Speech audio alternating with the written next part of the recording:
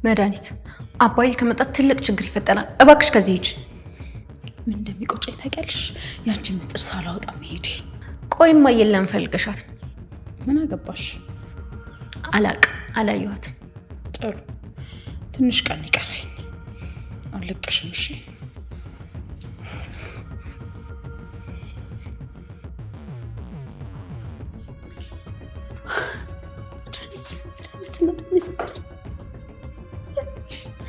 ማትረቢ አምላኬ ክርስቶስ ይችላል። ጠበጠች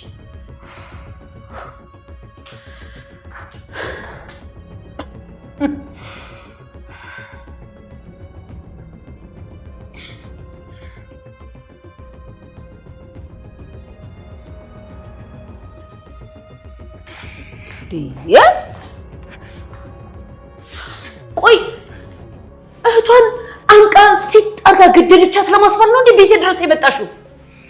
ይኸውልሽ እውነቱን ስታቂ ራስሽ ማንን መግደል እንዳለብሽ ታውቂያለሽ። እንዴ ሳፈጠረሽ አምላክ ውጭልኝ። ማርታ ስሚኝ።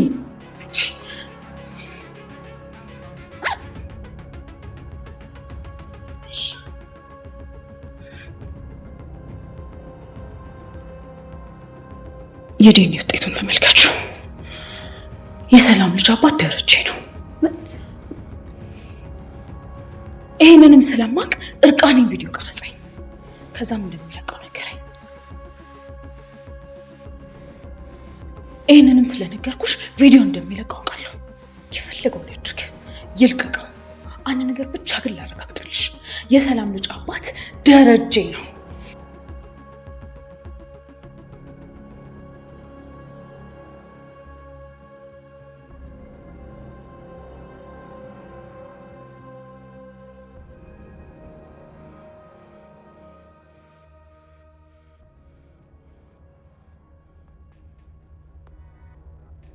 መድኃኒት ራሷን በምላጭ ቆራርጣ እንደሞተች አስመስላ ደረጀን ለተከታታይ ቀን ካሳሰረችው በኋላ እንዳልሞተች ታውቆ ያለችበት ሲደርሱባት በነገሮች ተስፋ ቆርጣ በመጨረሻም ከማርታ እስከዛሬ ድረስ ተደብቆ የቆየውን እውነት ዝርግፍግፍ አድርጋ ነግራታለች። የእህቷንም እምነት ለማግኘት እጇ ላይ የቀራትን አንድ ጥይት የተኮሰችው መድኃኒት ደረጀን ብቻ ሳይሆን ለ25 ዓመታት ሙሉ በሰላምና በፍቅር የቆየውን ቤተሰብ ጭምር ነው በትንትኑን ያወጣችው። ቤታቸው በሰራተኝነት ገብታ የሁለት ልጆች እናት ሆና የወጣችው ሰላምም ለነገሮች ለማጣራት በተደጋጋሚ ለናታን ብትደውልለትም እሱ ግን እያደረገችው ባለችው ነገር ተናዶ ስልክ እያነሳላት አልነበረ። ዳጣም ይሄንን ትመለከትና ናታን ምን ሆነሃል? እየደወለች ያለችው እኮ ሰላምዬ ነች፣ ለምንድነው ስልክ ማታነሳላት ብላ ስትጠይቀው እሱም እሺ በቃ አሁን ደውልላታለሁ ይልና ከተቀመጠበት ተነስቶ በቀጥታ ወደ መኝታ ክፍሉ ይገባና ወደ ሰላም ስልክ ይደውላል። ሰላምም ስልኩን ታነሳውና ለምንድነው ስልክ ማታነሳልኝ ናታን ብላ ስትጠይቀው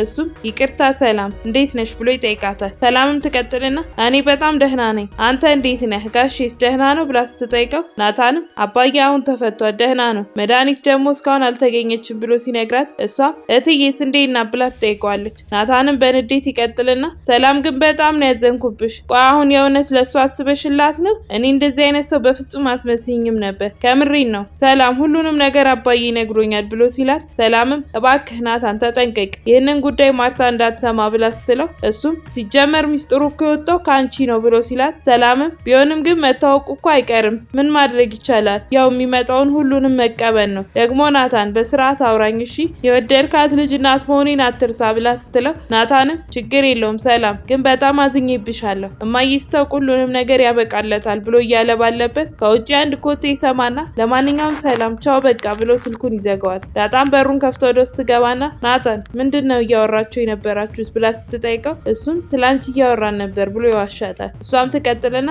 ስለኔ እንደ አዲስ አይመስለኝም ብላ ስትለው ናታንም እና ታዲያ ቆይ ምንድነው የመሰልሽ ብሎ ይጠይቃታል። ዳጣም ትቀጥልና ናታን ከምር ልቤ በጣም እየተጠራጠረ ነው፣ የሰላም ልጅ አባት አባዬ ነው ብዬ እያሰብኩ ነው፣ ምክንያቱም አባቱን አልናገርም ስትል በቃ እንደዛ ውስጤ እያሰበ ነው ያለው ብላ ስትለው ናታንም ሊሆን ይችላል ብለሽ ማሰብሽ አይከፋም፣ ለማንኛውም አሁን እኔ ልወጣ ነው፣ በኋላ ደውልልሻለሁ ቻው ይላትና ይላትና ይለያያሉ። ከትንሽ ቆይታ በኋላ ቃዴስ ወደ አቢጌል ጋር ይመጣና ስለ አክስቷ አንድ ያወቀው ነገር እንዳለና እናቷን ይዛት መታ ለሁለቱም አንድ ላይ እንደሚነግራቸው ይነግራታል። እሷም በፍጥነት ወደ እናቷ መኝታ ቤት ትሄድና ይዛት ወደ ሳሎን ትወጣለች። አቢጌልም ትቀጥልና ቃዴስ አሁን ንገረን፣ ቆይ ምንድነው የተፈጠረው ብላ ስትጠይቀው እሱም ምን መሰላችሁ፣ ያው እኔ ብዙ ነገር ባላውቅም ፈጣሪ ግን ደህና ሰዎችን ሰጥቶኛል፣ ያው ነገሩ እንኳን አጋጣሚ ነው ብሎ ሲል ማርታም ትቀጥልና ገጠመኝ ስትል ምን ለማለት ነው? እሺ ቆይ ቃዴስ አንድ ጥያቄ ልጠይቅህ፣ እህቴ በህይወት አለች ወይስ የለችም? ምንድነው ልትነግረን የፈለግከው ብላ ስትጠይቀው እሱም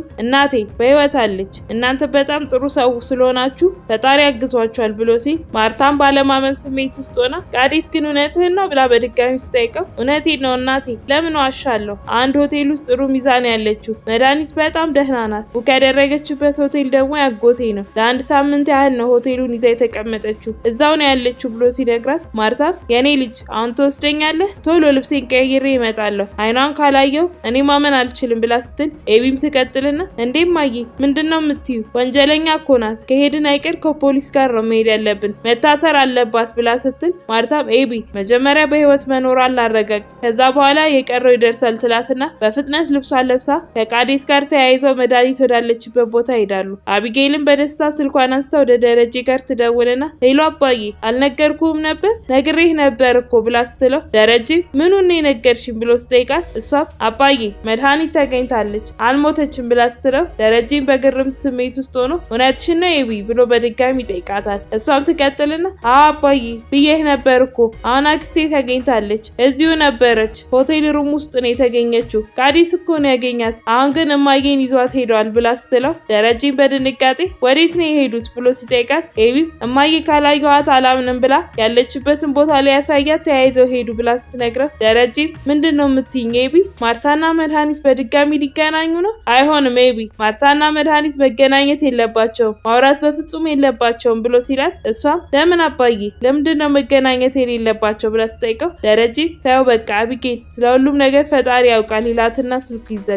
በዛን ሰዓት ላይ ቃዴስ መድኃኒት አለችበት ወዳለው ሆቴል ክፍሏ ድረስ ይወስዳታል። በሩንም አንኳኩታ እንደከፈተችላት ወደ ውስጥ ይዛት ትገባና ቆይ ግን አሁን አንቺ እህቴ ነሽ ብላ ስትላት መድኃኒትም እባክሽ ማርቲ አንድ ጊዜ አድምጪኝ ብላ ስትላት እሷን በንዴት ምንም ነገር አላዳምጥሽም፣ ቆይ ምን ብለሽ አሰብሽ ይሄንን? ቆይ እንዴት እንደዚህ አይነት ክፉ ነገር ትሰሪያለሽ ብላ ስትላት ግትሯ መድኃኒትም ማርቲ ይህንን ነገር እኮ ላንቺ ብዬ ነው ያደረኩት ብላ ትላታለች። ማርታም በግርም አረ ለኔ ብለሽ ነው ልጆቼን አባት ገደለ ያስባልሽው? ሁለተኛ ብሞት እንኳን እህቴ ብለሽ እንዳትጠሪ፣ እኔም ያንቺ መቃብር ላይ አልቆምም፣ አጠገቤ እንዳትደርሺ። ምንም እንኳ እህት ቢነሳኝም ሴት ልጅ ግን ወልጃለሁ፣ ሴት ያውም ጀግና ሴት። አቢጌል ናት ደረጀን ፍርድ ቤት ላይ ተከራክራ ያስፈታችሁ። እሷ እኮ ነግራኝ ነበር መድኃኒት እየዋሸች ነው፣ እባክሽ እማዬ ተረጋጊ ብላኝ ነበር፣ እኔ ነኝ ያልሰማኋት። ከዚህ በኋላ ግን እኔና አንቺ አንተዋወቅም፣ በድጋሚ አጠገቤ እንዳትደርሺ ትላትና በንዴት ጥላት ወደ ቤቷ ትመለሳለች። በዛን ሰዓት ላይ ናታንና ደረጀ ቢሮ ተገናኝተው እያወሩ ነበር። ናታንም ይቀጥልና